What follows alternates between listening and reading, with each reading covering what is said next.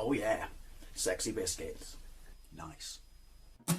Long Boys Blues, 1975. Using girls on the rise. Reviewing games late at night and sometimes friends. But Long Boys Blues, 1975.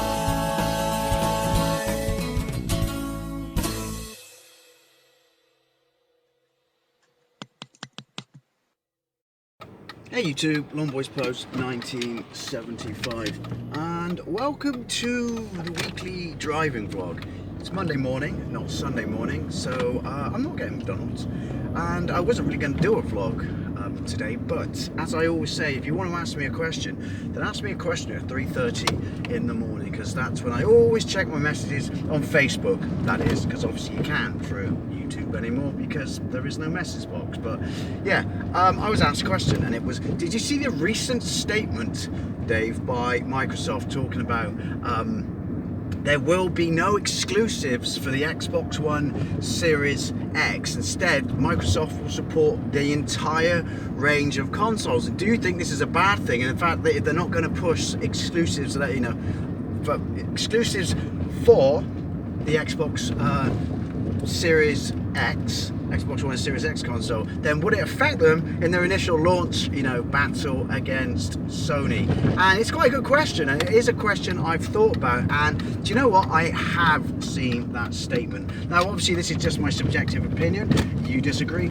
Good for you! But I really liked it. I really like the approach that they're taking, and you can see that Microsoft is trying a different approach, you know, on this generation, you know, with Games Pass and stuff like that, which has clearly been a big success, and I'm sure that plays some way into why they're approaching it like this now. But yeah, and obviously because of their massive balls up of a launch and stuff like that, which I also kind of factors into the, what you could argue is kind of loyalty to the customers of this generation. But anyway, what am I talking about? Pretty sure you know what I'm talking about. But anyway, I don't know where this whole, and if it's still going to happen, because obviously it's the Xbox One Series X, which suggests more than one, I'll learn to talk, although I have just finished working my defense and I'm tired, range of consoles in this series. And I was always under the impression from the last announcement, which is obviously last year now, possibly last summer, that there was going to be a top end console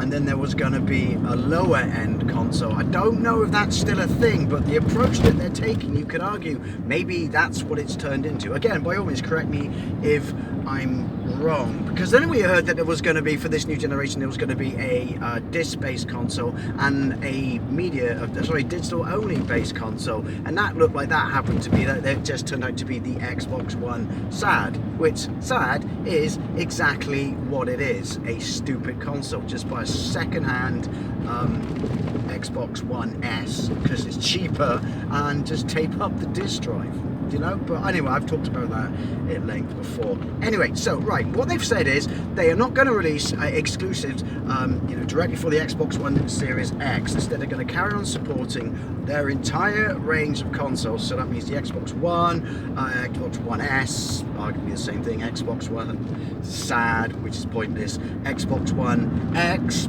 it's only 2 years old, as well as the Xbox One Series X, you know, console, which looks like it's going to be hugely, it's got teraflops coming out of the ass, although it can, you know, it is more than that, but its terafloppage, if you will, it's odd, is certainly a lot higher than the current, you know, mid lifespan consoles such as the Pro and the Xbox One X, a lot higher. But they said games will come out on it, but they will also come out for the other systems. So it's going to be, my understanding, like a PC approach to game. Yeah, I know, basically the Xbox One X is basically a PC, but it's going to have this tier system now, so it's going to be like, you know, experience the game at a price point you are happy with. If you want to see it, you know, all bells and whistles and absolutely, you know, amazeballs, then get an Xbox One, you know,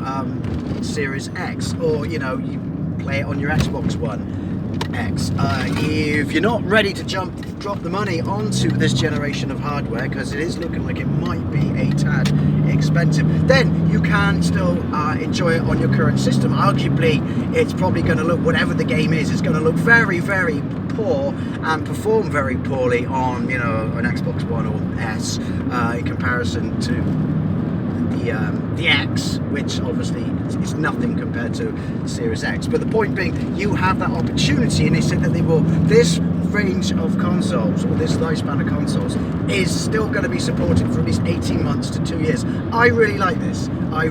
You can argue, though, through every lifespan of a console when it gets towards the end, and then if it overlaps its release with the newer version, they still support it for a bit. But to this level, I don't know, to actually come out and say this, that we are going to support it, you know, Games Pass is still going to be a thing, stuff like that, you will be able to play these games. I really like that. Brilliant. It's showing a little bit of respect for the customers, and you could argue maybe possibly because they realise that they ballsed up the launch of, you know, the original launch of the Xbox One X with the £100 more or $100 more expensive than the PlayStation, and obviously you had to have, you know, the Kinect, and also they were originally talking about, you know, you couldn't swap games and stuff like that. They ruined it. They've lost this generation. Absolutely got thrashed on this generation. But I personally think that they did a great amount to gain some respect back and, you know, turn their fortunes around, particularly with Game Pass. Now, obviously, Game Pass is going to be a big thing on the new systems and the old systems. So why would you cut this, you know, the previous generation off immediately when Game Pass is one of your biggest revenue generators? Of course not. And also, you would know that maybe why would you release, you know, an exclusive such as, this is just, you know, me here saying, take everything I'm saying with a pinch of salt, such as the new Halo game, just on Series X, knowing that however successful your launch is, you know, you're going to limit the number of units you could sell compared to if you allowed it to be played in a downgraded form, you know, lower visuals, frame rate, stuff like that, on one of your previous generation consoles. I mean, this might be a good point if you don't want to jump full money onto and go completely up to Series X. Get yourself an Xbox One X. Seriously though, Microsoft, you really need to work out your branding names. They are a bit confusing in, well, dare I say, pants. So I kind of like that, you know, I do kind of like that. The only thing I am kind of concerned with, because like when people say, oh, you're not going to get exclusives. No, you are going to get Microsoft exclusives. They're just not going to be exclusive to one machine, but they're going to be exclusive to a brand. So I like that, because I've mentioned in a previous video that I have no intention of buying this generation on launch, and I generally never buy a generation at launch, because it always takes a couple of years for games, you know, like to get a decent library, for prices to drop like that, particularly on hardware and the games and stuff like that. I really need to clean my foot when where are you going? Signals your thing, mate, do you know that? Yeah, but this would suggest that, well, they're just going to carry on, you know, releasing games across all of them. Then all of them are going to be playable on the top end one as well as the bottom end one. But the thing I want to talk about with that is then what actually comes on the disc?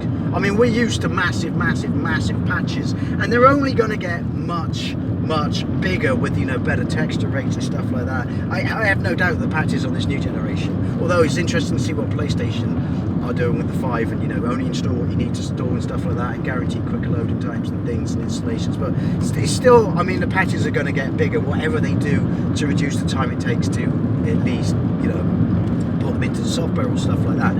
But so what comes on the disc? Say you got a game that's on the Xbox One, it's on the X, and it's on the Series X. Say it's Halo across all these. I don't even know that's a launch title. I don't care. Just from a point here. So what comes on the disc? A bog standard installation, or a standard just like entry level version of the game, and then depending upon the hardware that you are playing it on, therein lies what patch will be downloaded. Kind of like what we have now with the Xbox One X. If you put stuff, older stuff in like Red Dead Redemption and things like that, even before you get to new games, playing out Red Dead Redemption 2 and it looking so much better and performing so much better than, you know, regular entry level Xbox. So what happens there? What comes on the disc? Therefore, what will the price variance be? Because you can argue, if it comes down to the patch or the online side of installation that you have to do, then Are you just going to get a game that just says compatible with, the list on the front what it's compatible with, like a PC, so you know what you've got an entry level one, you know it's not going to look very good, but you can play it. So is it going to be like that, or are they going to package it individually? Maybe this has been put out there, I don't know. It's all very exciting. Package it individually for, you know, Series X, and then Xbox One and Xbox One X and Xbox One. Or is it just going to be, yeah, like, you know, one package buy all PC thing, and then obviously it gives you the requirements of what you need for whichever version of the console you have? Because therefore I think that dependent upon I think that would be the better route to go, because dependent upon how big the patch is, because of which version of the game you're buying, because of which version of the hardware you're playing on, it's all going to come down to your internet. So once again, you're going to need unrestricted internet for sure, and you're going to need very, very fast internet. So I mean, you can, I'm just saying hearsay, you know, like I like the approach they're going with, but these are the issues I kind of see, which is, if you release individual versions, then you certainly can't charge more for the Series X version than you can for the other two versions, because you're going to, by absolute guarantee, have more stuff to download, so it's going to be more internet, you know, heavy. So should you be paying more when you ultimately have to do more of, you know, the installation or downloading the software to be installed on your end, because obviously discs aren't big enough, even if you come up with this? I don't know. That's the only thing I'll be interested to see the route they're going. If all software, you know, for at least these 2 years, I'm sure there'll be some stuff in there eventually, it will be exclusive, you know, before the end of this time period being up and stuff like that. But yeah, if you got to download it, you know, during this time period, it's because it's got to be runnable on all systems. How's the pricing work? Because you are now, even more so than still not being a truly all digital machine, becoming more and more reliant on the internet. Or maybe that's their plan. I honestly don't know. But all I can say is, when people say, oh, they're going to get slaughtered, maybe they will. Maybe, you know, people will go for the PlayStation 5. I don't know. I like Xbox and the way they do stuff. I know they lost this generation, but I think this is good. I think this is kind of a nice nod, a bit of respect to, you know, current customers, current owners and that, who don't necessarily want to jump ship immediately, so they know they've got time, and ultimately and hopefully this system would have come down a bit by then. Yeah, I think it's nice. It's also kind of a little bit nod, because we know we screwed you over at the launch, and for a long time after the launch, at the last generation of consoles. But yeah, so we're going to make up for it for a bit, and also why ditch Games Pass on machines that it's going to still make you a lot of money. I like it. I mean, I'd love to know what you think. Maybe a lot of you are just laughing at it and thinking it's stupid. Also, you know, comes down to backwards compatibility big time, because the PlayStation 5 is truly backward compatible, as they say it is. It's the most amazing loading time. Obviously, that's going to be very, very, very attractive upon launch. But like I said, this with Microsoft seems to be, we need to keep our current customers. We understand that not everyone jumps ship. You know, they are valuable. They still give us revenue. They are important. We need to sort of look after them. Let's go a different route. Let's go the route of true PC, I guess. I don't know. I'd love to know what you think. It was a very, very, very good question. These are just my subjective thoughts, but it is kind of interesting. No exclusives? Of course there'll be exclusives. They're just exclusive to a brand of console, not a specific model. Anyway, as always, I'd love to know what you think. Thank you very much for watching, and I'll see you later.